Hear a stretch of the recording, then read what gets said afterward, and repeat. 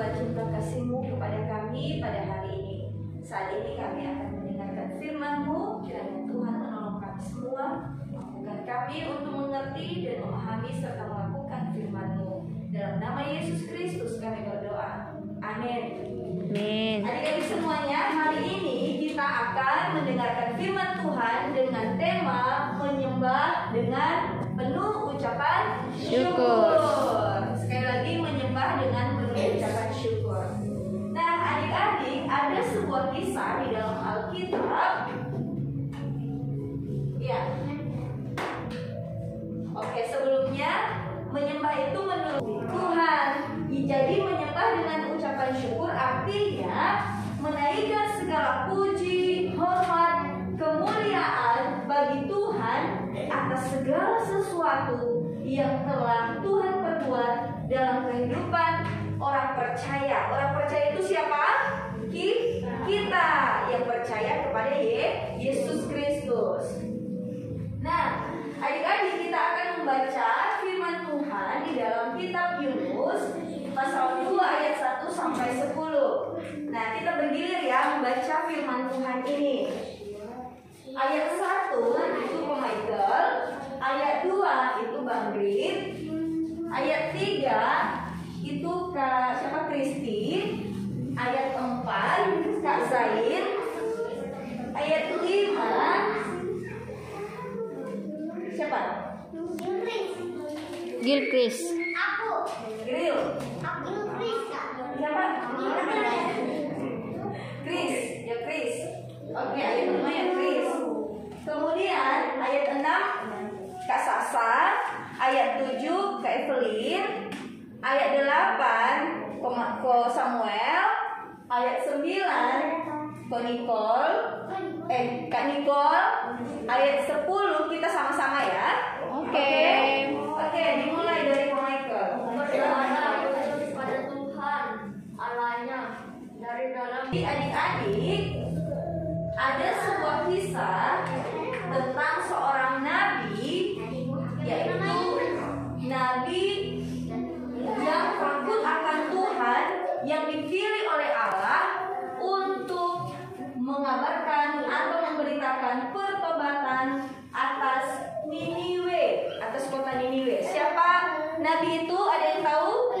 Yunus. Nabi Yunus. Yunus. Nah, Nabi Yunus dipilih oleh Tuhan untuk memberitakan atau menyerukan pertobatan terhadap kota Niniwe. Ada apa dengan kota Niniwe, adik-adik? Nah, ternyata Niniwe ini adalah sebuah kota Besar. dan orang-orang Niniwe telah jatuh ke dalam dosa. Mereka telah berbuat kejahatan di hadapan Tuhan. Next one. Nah, itu sebabnya Tuhan mengutus Yunus untuk pergi ke sana, ke kota Niniwe. Tetapi adik-adik Lowers, Nabi Yunus melarikan diri. Dia nggak mau pergi ke kota Niniwe. Dia kemana? Dia malah melarikan diri kemana? Ke Tarsis. Nabi Yunus tidak mau pergi ke kota Niniwe, tetapi dia melarikan diri pergi ke Tarsis. Nah, dia ingin menjauh dari hadapan Tuhan. Dia ingin sembunyi dari hadapan Tuhan. Nah, untuk pergi ke Tarsis adik-adik, maka Yunus harus menggunakan kapal. Dia harus naik kapal untuk pergi ke Tarsis. Siapa di sini yang pernah naik kapal? Saya. Yunus. Udah pernah naik kapal semua? Sudah. Oke, naik kapal laut ya. Bukan pesawat kan? Bukan kapal terbang kan? Tapi kapal laut. Nah, Yunus juga ketika pergi ke Tarsis, dia mengendarai kapal. Dia menumpang di sebuah kapal yang berlayar menuju Tarsis. Oke.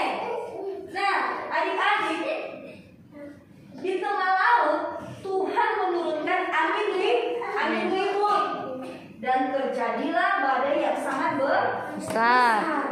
Dan orang-orang di atas kapal, ada awak kapal, ada ada nakodanya. Mereka semua Panik. Ini kok tiba-tiba ada badai? Kok tiba-tiba cuaca buruk? Kok tiba-tiba badainya besar banget gitu? Nah, rupanya adik-adik, masalahnya ada di mana? Yunus. Ada di Nabi Yunus. Nah, singkat cerita, penyebab mengapa Tuhan menurunkan badai itu karena Nabi Yunus.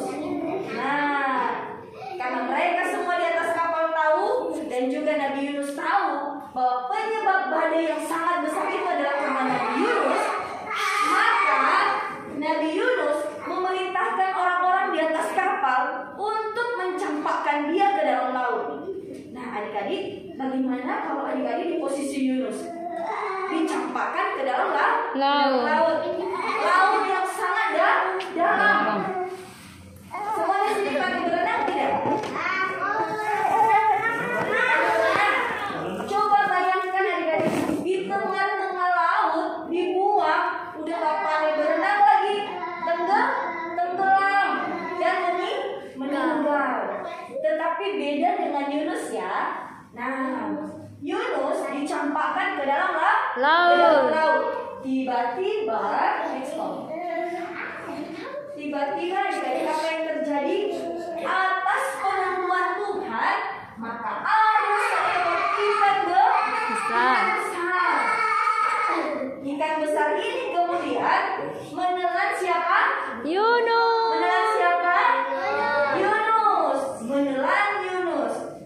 Nah, ini dia ditelan sama ikan besar. Ada yang tahu nama ikan besarnya apa? Ikan paling besar apa coba? Hiu, paus, apa lagi? Banyak ikan besar ya, tapi di dalam Alkitab nggak dicatat nama ikan besarnya itu apa, tidak ada. Hanya saja Yunus, yang pastinya Yunus ditelan sama ikan besar. Nah, coba bayangkan adik-adik, Yunus berada di dalam perut ikan itu selama 3 hari 3 malam. Bayangkan, tentunya hidup di dalam perut ikan itu sangat mustahil. Mana mungkin ada kehidupan di dalam perut ikan. Tetapi adik-adik harus tahu bahwa ketika ikan besar menelan Yunus, dia nggak gigit, dia tidak mengunyah, dia tidak menggigit Yunus, dia tidak mengunyah Yunus, dia hanya menelan dan membiarkan Yunus hidup di dalam perutnya selama 3 hari 3 malam. Nah, di sini adik-adik nggak ada cahaya, gelap gulita, ya. Di dalam perut ikan ada cahaya tidak? Di dalam perut ikan ada lampu tidak? Tidak ada. Di situ tidak ada makanan, tidak ada minuman. Di situ bau amis karena ikan. Kemudian sisa-sisa makanannya ikan dilihat ini. Jorok ya, jorok. Dan di sana dia 3 hari 3 malam adik-adik menikmati gelap gulita, tidak ada makanan dan bau yang sangat luar biasa. Dan itu sangat mustahil ya. Tetapi Yunus di dalam perut ikan itu hidup.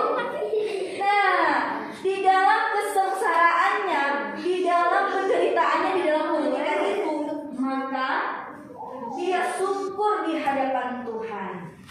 Lihat, Nabi Yunus datang kepada Tuhan, ia ingat kepada Tuhan, ia ingat kesalahannya, ia berdoa dan apa?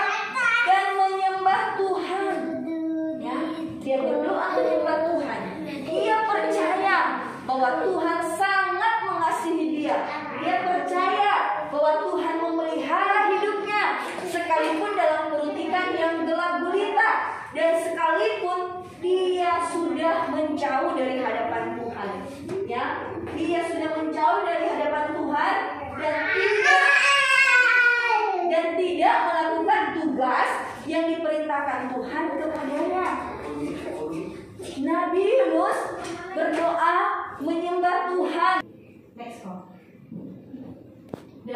keadaan itu, Tuhan melihat penyembahan Yunus. Tuhan melihat, mendengar doa Yunus. Karena itu maka Tuhan berfirman kepada ikan besar untuk memuntahkan Yunus ke daratan. Nah, apa yang terjadi adik-adik? Nabi Yunus selamat dan bersedia menyerukan pertobatan ke orang-orang di kota Niniwe. Selamat nggak Yunus? Selamat. Ya kan? Dia keluar dari perut ikan itu utuh, ya kan? Karena dia nggak dicabik-cabik sama ikan besar itu. Dia nggak digigit, dia nggak dikunyah, hanya ditelan. Masuk Yunus ke dalam mulutnya, kemudian ditelan sampai ke dalam perutnya. Dan di situ dia hidup selama 3 hari 3 malam. Setelah berakhir 3 hari 3 malam, karena penyembahan Yunus kepada Tuhan, maka Yunus dimuntahkan oleh ikan ke darat. Ini pantai ya, pantai. Nah, Tuhan memerintahkan ikan itu, hai ikan, muntahkan si Yunus, ya kan? Kemudian Yunus dimuntahkan. Selamat tidak? Selamat. Karena apa? Karena dia ingat kepada Tuhan, ia berdoa kepada Tuhan, ia menyembah Tuhan, ia berseru kepada Tuhan.